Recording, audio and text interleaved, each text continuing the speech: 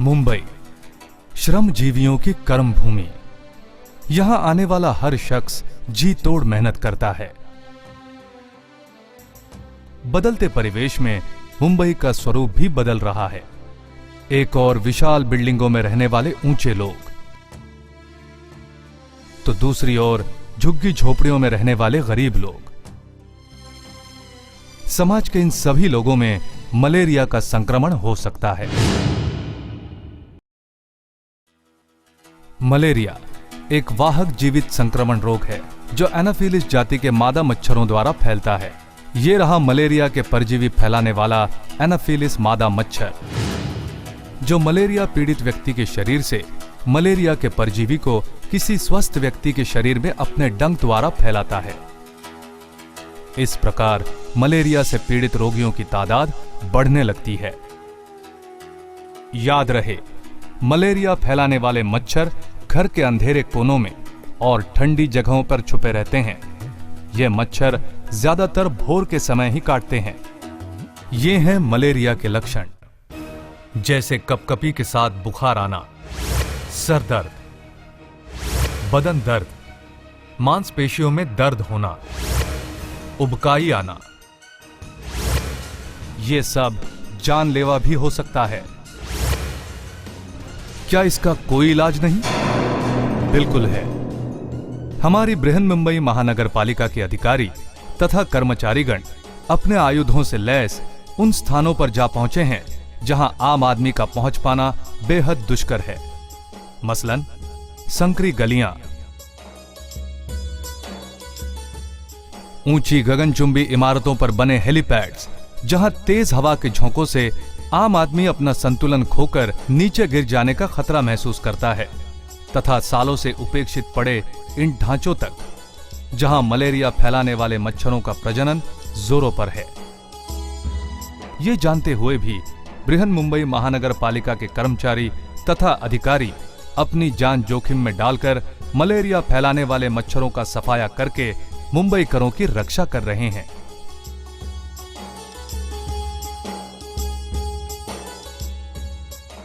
Malaria फैलाने वाले मच्छरों के नेस्तो नाबूद करने के इस अभियान में मुंबई महानगर पालिका के कर्मचारी तथा अधिकारियों ने मुंबई अग्निशामक दल की तथा देश की सबसे ऊंची सीढ़ी स्नॉर्केल के द्वारा उन स्थानों पर भी दवाइयों का छिड़काव किया जहां किसी भी व्यक्ति का पहुंच पाना असंभव था। आइए देखते हैं मलेरिया से बचने के कारगर उपाय क्या हैं। मलेरिया फैलाने वाले एनाफिलिस मादा मच्छर अक्सर ठंडी जगह में छिपे रहते हैं तथा साफ सुथरे स्थिर पानी में ही प्रजनन करते हैं। इसलिए बेहतर है कि एसी डक्ट से रिसते पानी को आप वॉल ड्रेन होने दें। यदि आपकी बालकनी में, टेरेस पर या संकुल के गार्डन में, गैरेज में, वॉचमैन रूम में या फिर संकुल के परिसर में कोई निरुपयोगी चीजें पड़ी हो तो उन्हें तुरंत वहां से हटा दीजिए, क्योंकि इनमें वर्षा का जमा पानी मलेरिया फैलाने वाले मच्छरों को प्रजनन का सुअवसर प्रदान करता है।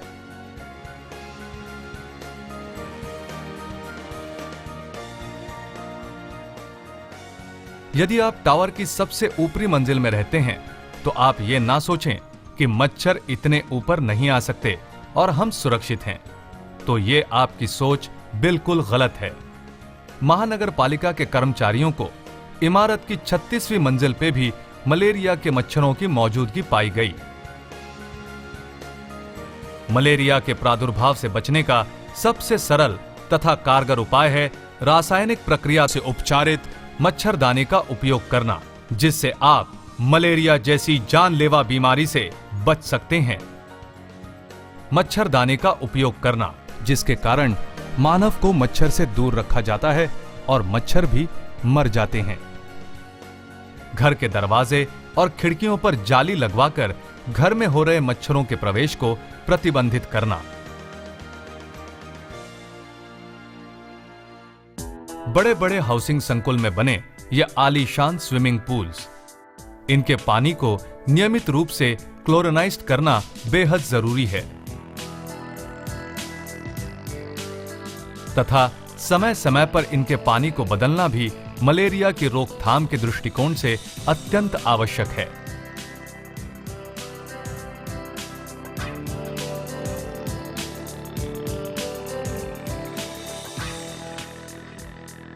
सुंदर तालाब तथा आकर्षक पानी के फव्वारे देखने में तो बड़े सुंदर लगते हैं, किंतु उनमें जमा पानी एनाफिलिस मच्छरों को प्रजनन का सुअवसर प्रदान करता है। इसीलिए इन कृत्रिम तालाबों में तथा फव्वारों के पानी में गप्पी प्रजाति की मछलियां छोड़ना मलेरिया की रोकथाम के लिए बेहद कारगर सिद्ध हुआ है, क्योंकि गप्पी मछलियां पानी में मौजूद एनाफिलिस मादा मच्छर के अंडों से निकले लार्वा को तुरंत अपना आहार बनाकर उनके जीवन चक्र को खंडित कर देते हैं। मलेरिया उन्मूलन कार्यक्रम के तहत ये गप्पी मछलियां मुफ्त में महानगर पालिका के आरोग्य विभाग से प्राप्त की जा सकती हैं। अपने घर को आकर्षित बनाने के लिए हम तरह तरह की सजावटी वस्तुएं संग्रह तो कर लेते हैं, लेकिन क्या आप जानते हैं कि इनमें से कई चीजें मलेरिया के प्रादुर्भाव को बढ़ाने में सहायक सिद्ध होती हैं। इन शो पीसेस में tree of Fortune, money plants की तरह के सजावटी प्लांट्स, फ्लावर पॉट्स और अन्य प्लांट्स के नीचे रखे गए डिशेस में जमा हुआ स्थिर पानी ही एनाफिलिस मादा मच्छरों के लिए प्रजनन का स्रोत है। इसीलिए इन प्लांट्स और इनके नीचे डिशेस में जमा स्थिर पानी को बदलना चाहिए।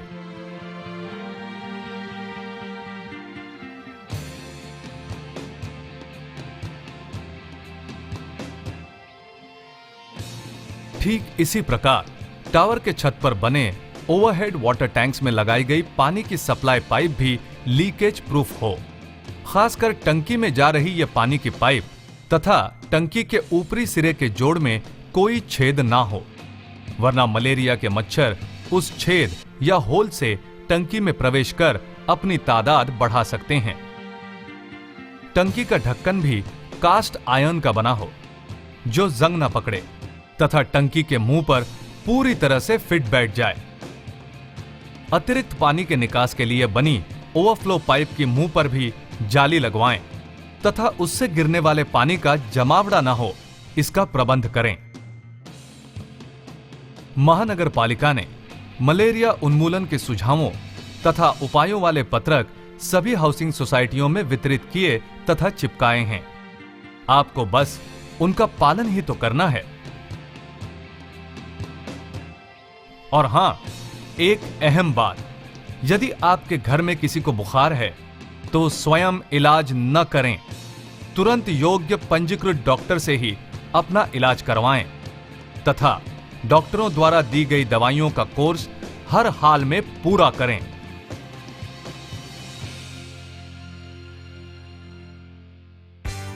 मलेरिया उन्मूलन कार्यक्रम को सशक्त बनाने के लिए मनपा को समय समय पर केंद्र सरकार तथा राज्य सरकार द्वारा संयुक्त मार्गदर्शन का लाभ मिल रहा है। इसी के अंतर्गत मनपा ने मलेरिया उन्मूलन कार्यक्रम की हेल्पलाइन 24114000 इस नंबर पर कार्यान्वित की है, जहां मनपा के स्वास्थ्य प्रतिनिधि सुबह 8 बजे से रात 8 बजे तक अपनी सेवा में कार्यरत हैं। अतः आप सबसे हमारा यह अनुरोध है कि एक जिम्मेदार नागरिक की हैसियत से आप अपनी नैतिक जिम्मेदारी को निभाते हुए मलेरिया उन्मूलन कार्यक्रम को और अधिक सफल बनाने में मनपा कर्मचारी तथा उच्चाधिकारियों को अपना पूरा योगदान दें, ताकि हम स्वयं के लिए एक हंसता खेलता तथा स्वास्थ्यवर्धक परिसर का निर्माण कर सकें। राष्ट्रीय सुरक्षा के मद्देनजर कुछ प्रतिबंधित क्षेत्रों जैसे मुंबई हवाई अड्डा तथा नेवी अफसरों ने उनके क्षेत्र के कर्मचारियों तथा यात्रीगणों की सुरक्षा को ध्यान में रखते हुए बृहन्मुंबई महानगर पालिका के इस मलेरिया उन्मूलन अभियान को अपना पूर्ण सहयोग दिया है।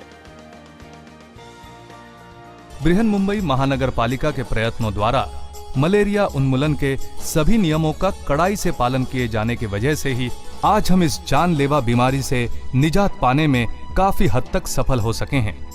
इस प्रशंसनीय कार्यक्रम में आप सबका सक्रिय योगदान इस कार्यक्रम को सफलता के शिखर पर पहुंचा सकता है, इसमें कोई संदेह नहीं।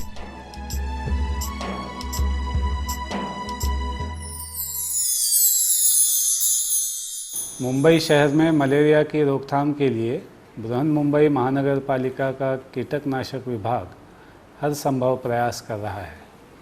महानगर पालिका सर्वेक्षण विभाग मलेरिया के मरीज़ ढूंढता है और उनका संपूर्ण इलाज करने की हर संभव कोशिश करता है।